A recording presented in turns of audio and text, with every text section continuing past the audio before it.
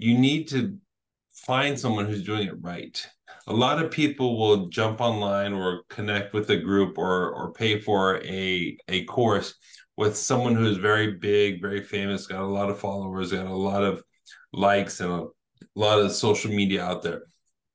They're not necessarily the best people to follow, right? You need to connect and follow and learn from people who are actually doing it on a daily basis, right? Welcome to the Real Freedom Show, where we inspire you to pursue your passion to gain time and financial freedom through opportunities in real estate. I'm your host, Mike Swenson. Let's get some real freedom together.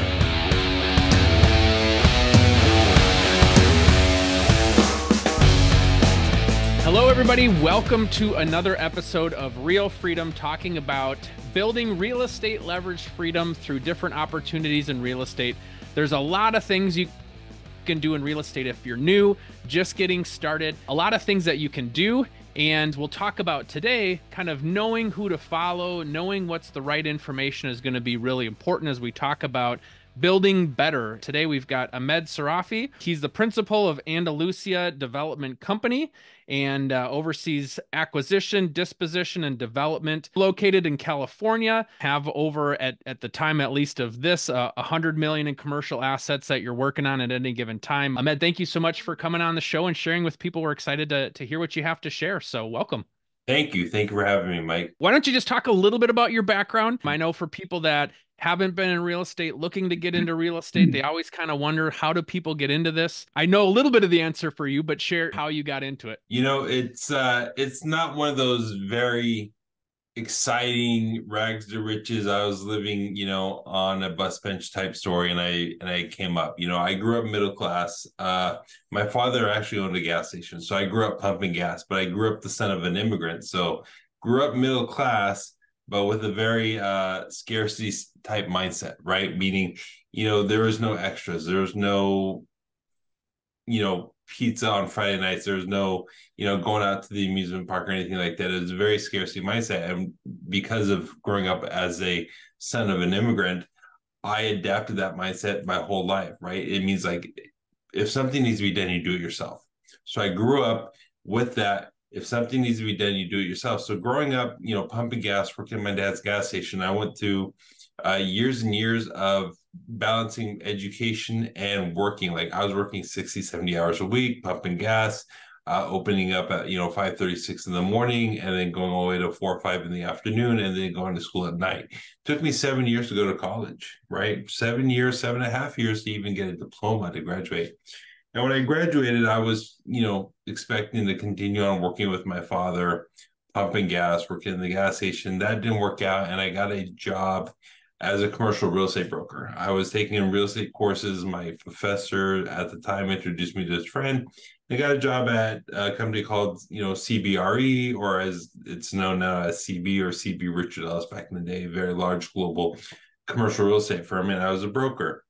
Spent a few years doing that, figured out I was really good at finding opportunities, right? I kind of learned that my superpower was finding inefficiencies or gaps in the market or opportunities with clients and tenants and builders and developers and buyers and sellers, right? And kind of roll that in, did that for a while, did that on my own for a while after I left CB. Then after a while, I got recruited to run and operate a commercial contracting firm, right? A friend of mine had a company, did a lot of commercial contracting, building schools, colleges, universities, public buildings, things like that.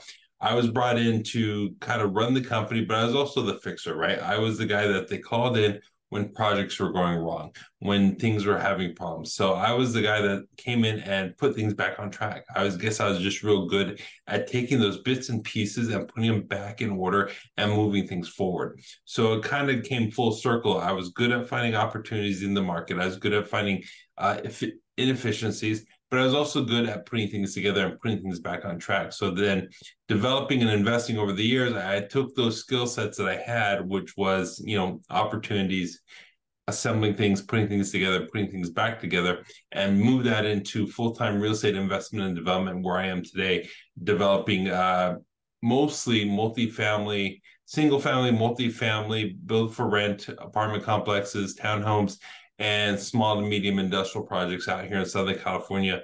And my projects range from Southern California, Newport Beach, all the way out to Dallas, Texas, and anywhere in between. And I've been doing that now, for technically my career is pushing, 20, 25 years now.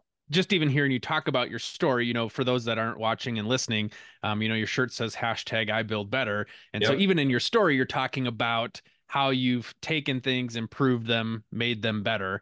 Yep. Which I tend to like that too, as an operations guy by nature in my past, being able to take something, make it a little bit better. Let's talk about some of the challenges that people might face getting into real estate, or kind of knowing which path to start or which path to choose. What can you share about that? So, my path definitely started as a commercial real estate broker, working with buyers and sellers and owners and things like that, and then moving into commercial development where we're building these facilities. So, along the way, you start realizing that there is inefficiencies in the market, there's opportunities in the market, right? And how to look for those. And you can get a lot of information online. You can get a lot of information from people, but you can also get a lot of bad information out there, and they can steer you in the wrong direction, right? So if you're looking to come and get into real estate investing and even roll that into real estate development, is you need to find someone who's doing it right. A lot of people will jump online or connect with a group or pay for a course with someone who's very big, very famous, got a lot of followers, got a lot of likes and a lot of social media out there. They're not necessarily the best people to follow, right? You need to connect and follow and learn from people who are actually doing it on a daily basis, right? The people who are on social media that have a lot of social media, well, either they got a large team following them around or they just got a lot of time behind the camera, right? But are they actually in the field? Are they actually walking a property? Are they actually talking to a contractor? Are they actually, working on problems and inefficiencies? So it's really important that you connect with someone who's actually doing it full time. This is their day job. This is their main job, right? They are actually doing this versus just putting out content online. So it's really important, if you're coming into this business, get with somebody, follow with somebody, connect with somebody, mentor with somebody that is doing this full time. And it doesn't mean they're doing this at scale. They could just be doing a couple projects at once, or a couple investments at once, or just a couple flips at once, right? But they are doing it day in and day out versus just putting information out there online, and they're not actually a practitioner. They're just regurgitating someone else's information. One of the things that we talk about on our teams in the past is, this idea of under promise and over deliver. And, there's certainly a challenge there. Like you said, in social media, you're trying to be out there, you're trying to get people's attention. But if your goal is to under promise and over deliver, it's hard to capture attention. It's hard to capture eyeballs and ears. And so people that are big, they're probably really good at saying what they need to say to attract people, but that's where you need to look behind the curtain and find out what's actually happening. As somebody that's, seen the backside of, at least real estate teams, I can tell you there's a lot of real estate teams that put up a lot of production, put up a lot of numbers, but they're a mess behind the scenes. And there's a fine line there, because you want to be able to continue to grow, keep your foot on the pedal without the wheels coming off. Versus, driving like a granny, not going fast enough. So there is that balance there between speed and efficiency. But yeah, there's a lot of people out there that don't necessarily have the track record to back up what they're sharing. There is a lot, and they talk a big game, right? And I'm not saying they're all like this, but there is a lot. But they, like you said, they don't put up their numbers, they don't put up their projects, they don't put up their developments, they don't put up their investments, right? They just talk about it, but they don't actually show the actual property. They don't actually show an actual problem. They don't actually show them meeting with the team and working through something, right?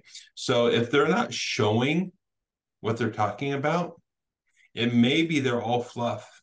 It's all hot air, right? But if you are showing, hey, today I'm here at my project or my investment or my property at 123 Main Street, and we are walking the property with the plumbing contractor because, cast iron plumbing, it's been here a long time. We got to start making some repairs.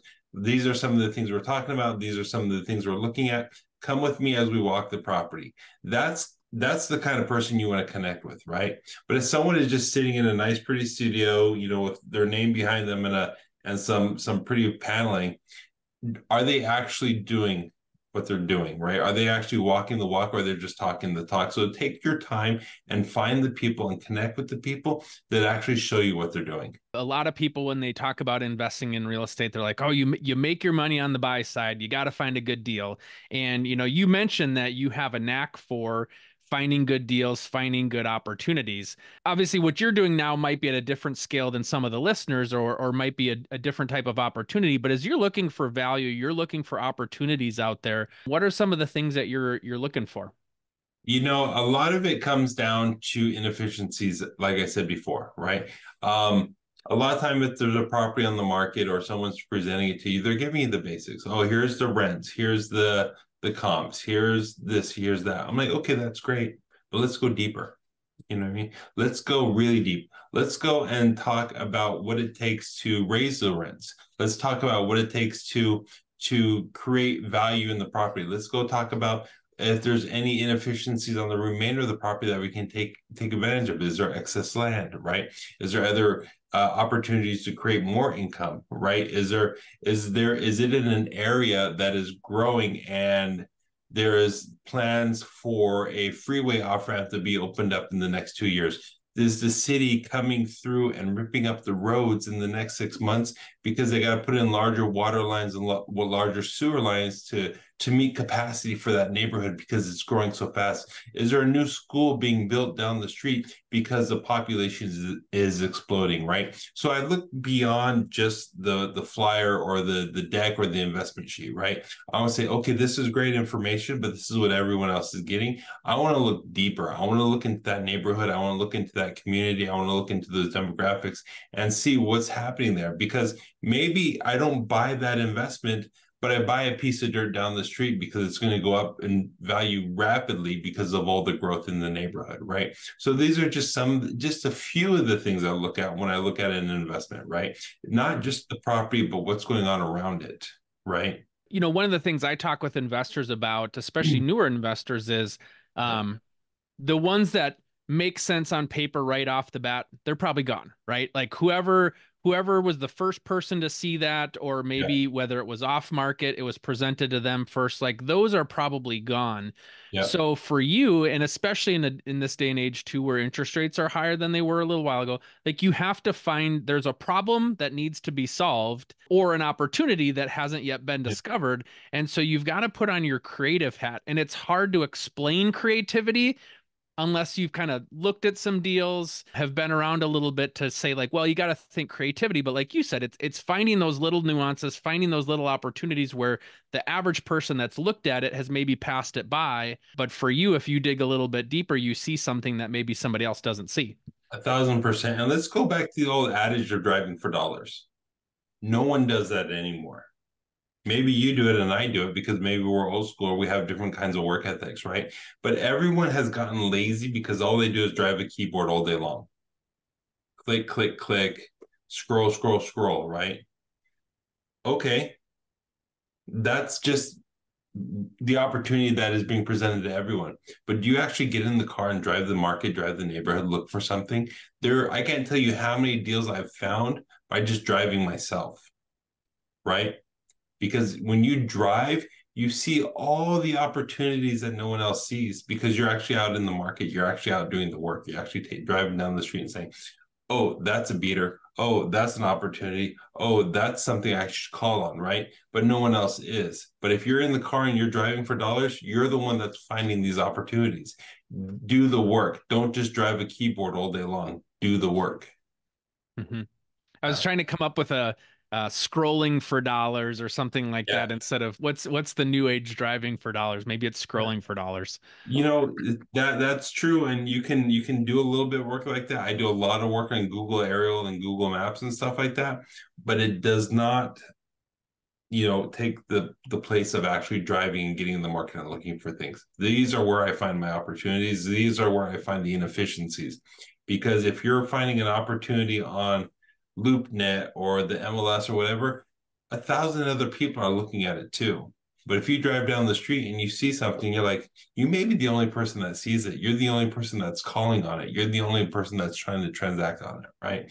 That's Yeah. why it's important to get out of your comfort zone, get in the car, get in comfortable, and put the work in. Well, and I will say, I had a couple of multifamily listings within the last couple of months, and I knew right away whether, sometimes I'd obviously have agents here locally reaching out to me, but I would get numbers from area codes that I didn't recognize calling, and they're finding this stuff online. They're 2, 3, 4, 5 states away. Hey, I was on Zillow, or hey, I was online and I saw this property. Do you have questions? So to your point, yeah, if it's on the internet, everybody in the world is looking at it.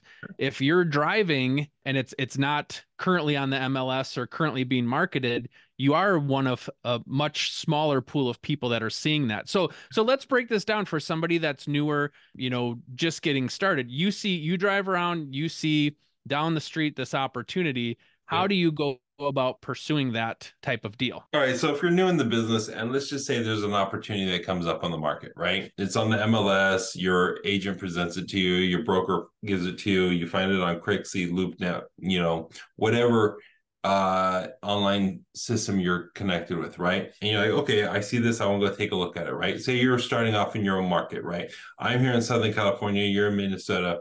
Let's just say, hey, we find an opportunity 20 minutes away. Let's go drive it. Let's go take a look at it, right? It looks good on paper. It got some good numbers. Let's go drive the property. When you go drive the property, don't be just looking at that property. Look at the one next door. Look at the one across the street. Look at the one down the street. Look at the one around the corner, right? Because there's a lot of properties there's more properties not on the market than there are properties on the market, right? So you may be looking at that property, but on your journey there or your time in the neighborhood, you write down 6 or 7 other addresses of properties that look like they're in need of an upkeep. They're in need of a renovation. They're in need of some landscaping. They are in need of some help, right? They're like, hey, these properties are being operated probably very inefficiently. They need some help. There's deferred maintenance.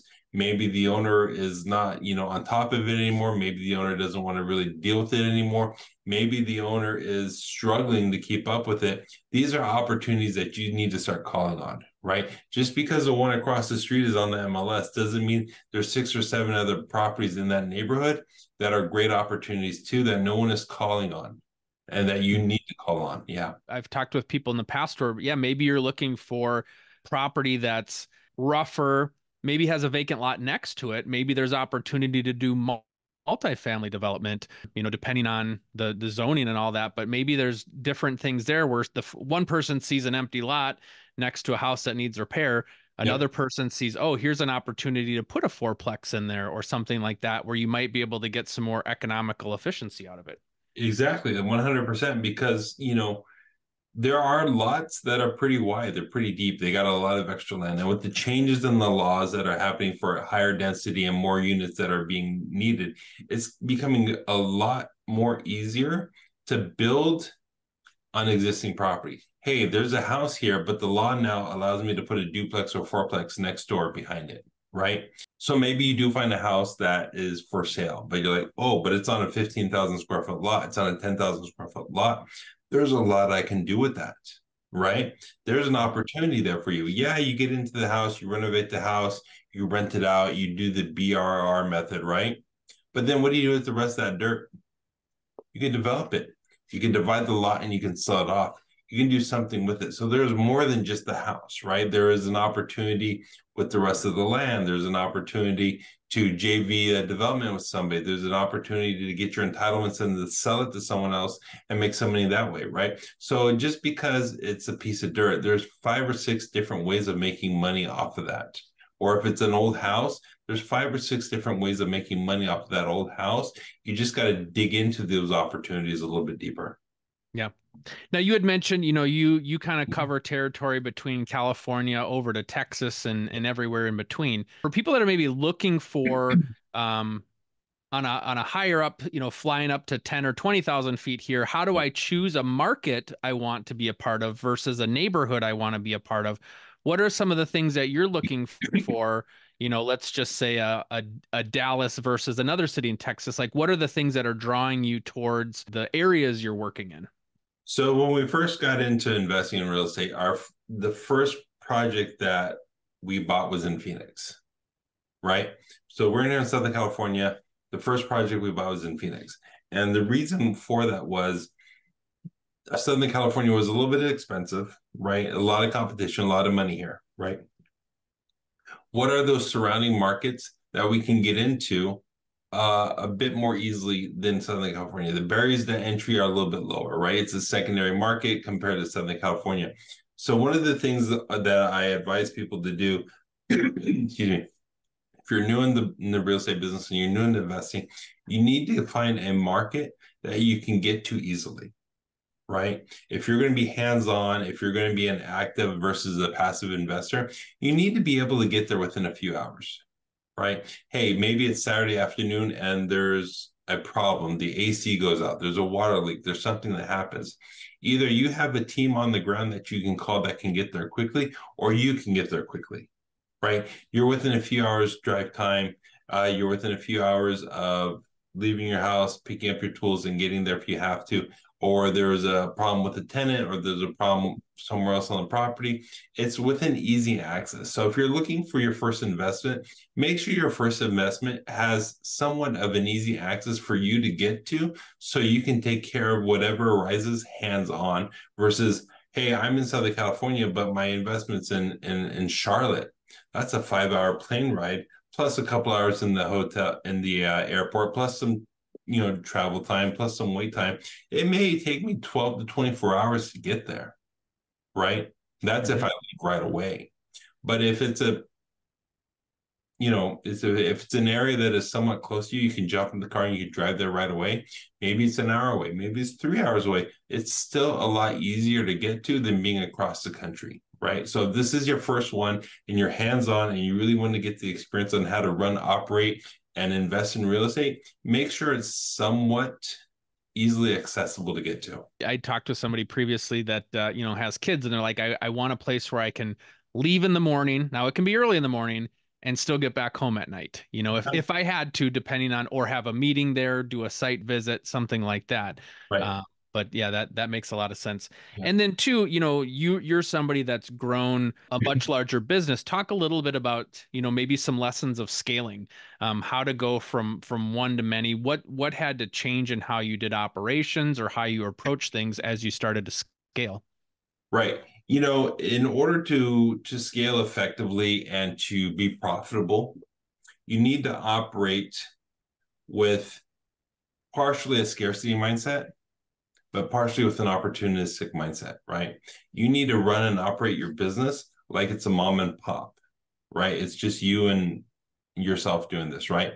But as you grow and scale, you need to keep that mindset, but you also got to know that, hey, I got to put money out there to make money, right? I need to hire a management company because I am starting to get overwhelmed with trying to do it myself. Hey, maybe it's time to hire a maintenance person because I'm tired of trying to take care of this myself, right? So you need to operate with a bit of a scarcity mentality in terms of an old school way of operating, but you also got to understand that if I'm going to grow, I need to start spending money on maintenance, on management, on materials and stuff like that, right? So you got to kind of balance that scarcity and opportunistic mindset, because in order to really, really grow, you got to spend the money, right?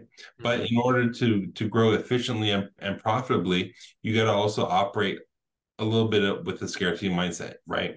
You got to be careful about how much you spend. You got to be careful how much money you put out there, because it's very easy for a third party person to come and say, "Oh yeah, someone moved out. We're going to come paint your apartment for you and get it ready for the next tenant," but they want $1,000 to paint it. You're like, "Holy cow, that's a lot of money," right? But if you operate with a little bit of that old school mindset, you're like, yeah, it's a lot of money, but I know I can do it for $500. Maybe there's someone else out there that can do it, right? So you got to be able to spend the money when you need to, but you also got to be able to spend it, responsibly when you need to as well. Looking at the opportunity cost of, okay, and the time that it takes. So it's $1,000 and I don't spend any time on it because somebody else does it, versus $500 and I do it, and what else could I have done with that time? So you're balancing the time it takes you and the cost of what it actually takes you, looking at both of those things together. Yeah, you got to, like you said, find that balance, but don't overdo it, right? Because when you overdo it, things spiral out of control, right? So just have a little bit of that scarcity mindset, but know you have to be opportunistic and you got to start putting the money out there. Future plans, kind of from where you're at today, where you want to go. What are some things maybe that you're thinking of on the horizon, or future opportunities? Definitely looking at acquiring this year because I feel there is going to be some opportunities hitting the market. So I need to add to my passive income portfolio, the apartment complexes and the stuff that are kicking off passive income. It's not 100% passive, but they're already built, they're already operating, they're already creating cash flow, right? So looking forward to getting into some of that, but also, developing the projects that I do have. The reason why I really got into development more and more was not only am I good at it, right? So, it's just, I'm really good at putting things together and creating the teams like you and creating a system to bring it. But development also allows you to, I hate to say this, skip competition. It allows you to go straight from looking for an opportunity to having an opportunity and operating that opportunity, right? Because if you're looking at strictly investing, you may be dealing with 10 other buyers. You may be in a bidding war for a property, right? But if you go straight to development, you avoid all that. Now it's a longer process and it's a lot more work, and a lot of people don't want to be a part of that, which is fine. But I like to, right? I want to build stuff for the future. I want to build stuff for the long term. I don't want to fight and try and compete with 10 other buyers to buy a property. That's why I go straight to development, because I can go and control that process. Well, and even for me, going from residential real estate to working with investors on, smaller multifamily type stuff, a couple of years ago when it was residential was, 50 offers on a property, I was competing with maybe 5 or 6, still competition, but it's still a lot less than some of my residential real estate friends that are like, I can't even get somebody to look at my offer because there's so many more. So yeah, kind of balancing how many other people are in that space and looking at, how can you lessen the competition? Like you said, it's longer. There's a learning curve there, but you're in a space where there's less people than, some of the other areas of investing. It depends on, how much time and effort you want to put into it, right? If there's a great opportunity that comes on the market, I will definitely try very hard and bid for that and try and acquire that, right? But at the same time, I'm also going to look at the other opportunities like, hey, I can go build something. It may take me 2 or 3 years, but I am avoiding all the competition and going straight to ownership, right? So you got to find that balance and what works for you. I mean, the way I do it may not work for everyone, but at the same time, keep it in mind. There is an inefficiency in the market. Take advantage of it. And maybe that is getting into something that has less competition, less other people going after it. Those are the inefficiencies you need to look for, right? If everyone's trying to buy multifamily, maybe you need to go buy industrial or a flex space, right? Or maybe you need to go and flip, retail buildings or something. Like, look for the inefficiencies in the market and take advantage of it. Well, thank you, Ahmed, for coming on and sharing. For people that want to learn more about you and what you're doing, how can they do that? That is a good question. And the best way to do that is just to follow me on Instagram. I'm very active on Instagram. I have a coaching and mentorship program. I have my speaking engagements and my workshops on Instagram. So if anybody wants to learn more or be involved or just to follow me, it'd be on Instagram, and it's Ahmed Builds Better. Thank you so much for coming on and sharing. It was cool to hear your perspective, and best of luck to you in the future. And for those of you that are listening as well, if you want to learn about building freedom through real estate, you can go to freedomthroughrealestate.com. So thank you so much, Ahmed, for coming on, and best of luck to you. Thank you. You too.